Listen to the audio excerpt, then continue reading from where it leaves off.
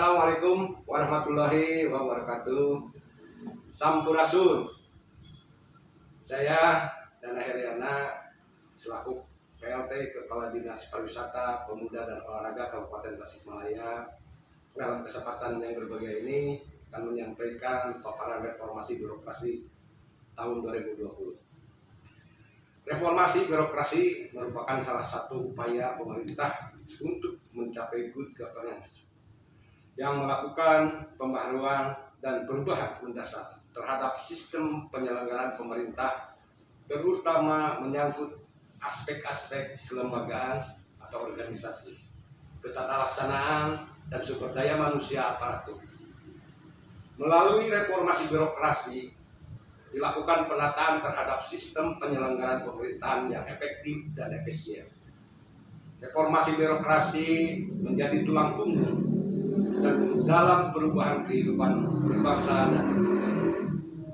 Pelaksanaan reformasi birokrasi sebagaimana diamanatkan dalam Peraturan Presiden Nomor 81 Tahun 2010 tentang Grand Design Reformasi Birokrasi 2010-2025 sudah memasuki periode ketiga, yaitu tahun 2020-2024. Untuk mendorong pelaksanaan reformasi birokrasi, pemerintah Kabupaten Tasikmalaya sesuai dengan arahan yang ditetapkan, maka Dinas Pariwisata, Pemuda dan Olahraga melalui rencana reformasi birokrasi yang telah disusun melaksanakan monitoring dan evaluasi berkala untuk mengetahui sejauh mana kemajuan dari hasil pelaksanaannya. Di samping itu, monitoring dan evaluasi juga dimaksudkan untuk memberikan masukan dan menyusun rencana aksi perbaikan berkelanjutan bagi pelaksanaan reformasi birokrasi tahun berikutnya.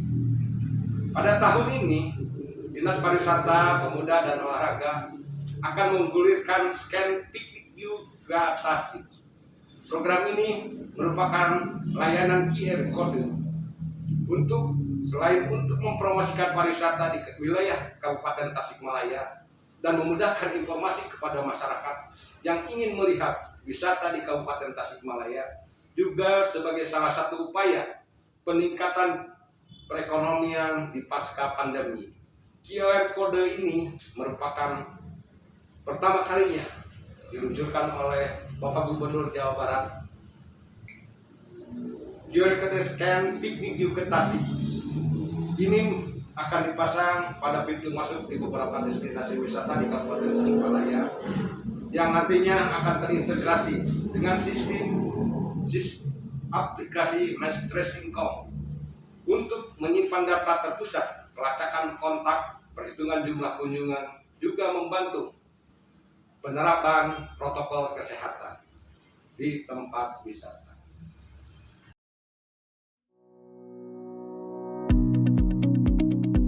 Model penilaian mandiri pelaksanaan reformasi birokrasi yang digunakan dalam pedoman ini disusun atas dasar Peraturan Menteri Pan-RB Nomor 25 Tahun 2020 tentang Roadmap Reformasi Birokrasi 2020 sampai 2024. Dalam peraturan ini digunakan program-program reformasi birokrasi sebagai unsur komponen pengungkit dan sasaran reformasi birokrasi sebagai hasil yang diharapkan dapat menghasilkan sasaran peningkatan kapasitas dan akuntabilitas organisasi pemerintahan yang bersih dan bebas KKN serta peningkatan kualitas pelayanan publik. Komponen pengungkit merupakan komponen yang menjadi faktor penentu pencapaian sasaran hasil pelaksanaan reformasi birokrasi instansi pemerintah. Terdapat 8 komponen pengungkit atau area perubahan, yaitu 1. Manajemen perubahan. 2. Deregulasi kebijakan. 3. Penataan dan penguatan organisasi. 4. Penataan tata laksana. 5. Penataan sistem manajemen sumber daya manusia (SDM). 6. Penguatan akuntabilitas kinerja. 7. Penguatan pengawasan. Dan 8. Peningkatan kualitas pelayanan publik. Pelaksanaan reformasi birokrasi unit kerja di lingkungan pemerintah Kabupaten Tasikmalaya disusun berdasarkan Roadmap Reformasi Birokrasi Kabupaten Tasikmalaya tahun 2020 sampai 2024 yang mencakup program-program sebagai berikut. 1. Program Manajemen Perubahan. Kegiatan untuk mendukung program ini adalah 1. Membentuk tim pelaksanaan reformasi birokrasi unit kerja. 2. Membentuk tim asesor penilaian mandiri pelaksanaan reformasi birokrasi unit kerja. 3. Membentuk agen perubahan, Agent of Change, unit kerja. 4. Menyusun dokumen rencana kerja pelaksanaan reformasi birokrasi unit kerja. 5. Menyusun dokumen rencana aksi dan tindak lanjut pelaksanaan reformasi birokrasi unit kerja. 6. Menetapkan mekanisme dan menyiapkan media untuk mensosialisasikan pelaksanaan reformasi birokrasi. 7. Melaksanakan monitoring dan evaluasi pelaksanaan reformasi birokrasi secara berkala. 8. Menjadikan pimpinan menjadi role model dalam pelaksanaan reformasi birokrasi. 9. Menciptakan perubahan budaya kerja dan pola pikir dalam organisasi. 2. Program deregulasi kebijakan. Kegiatan untuk mendukung program ini adalah 1. Harmonisasi peraturan perundang-undangan. 2. Merevisi atau menghapus peraturan perundang-undangan yang tidak harmonis tidak sinkron. 3. Program penataan dan penguatan organisasi. Kegiatan untuk mendukung program ini adalah 1. Melakukan evaluasi penataan dan penguatan organisasi dengan cara menganalisis kesesuaian struktur organisasi unit kerja dengan kinerja yang akan dihasilkan. 4. Program penataan tata laksana. Kegiatan untuk mendukung program ini adalah 1. Menyusun peta proses bisnis. 2. Menjabarkan peta proses bisnis ke dalam prosedur operasional tetap (SOP). 3. Menerapkan prosedur operasional tetap (SOP). 4. Menerapkan kebijakan keterbukaan informasi publik. 5. Monitoring dan evaluasi pelaksanaan keterbukaan informasi publik. 5. Program penataan sistem manajemen SDM. Kegiatan untuk mendukung program ini. 1. Melakukan analisis jabatan dan analisis beban kerja. 2. Membuat rencana kebutuhan pegawai. 3. Melakukan upaya pengembangan kompetensi, capacity building, transfer knowledge. 4. Menerapkan penilaian kinerja individu. 5. Menegakkan aturan disiplin kode etik kode perilaku pegawai. 6. Mengimplementasikan standar kompetensi jabatan, SKJ. 7. Menerapkan sistem informasi kepegawaian. 6. Program penguatan akuntabilitas. Kegiatan untuk mendukung program ini adalah 1. Menyusun dokumen perencanaan yang berorientasi hasil dengan memperhatikan kriteria SMART dan tepat waktu. 2. Menyusun perjanjian kinerja.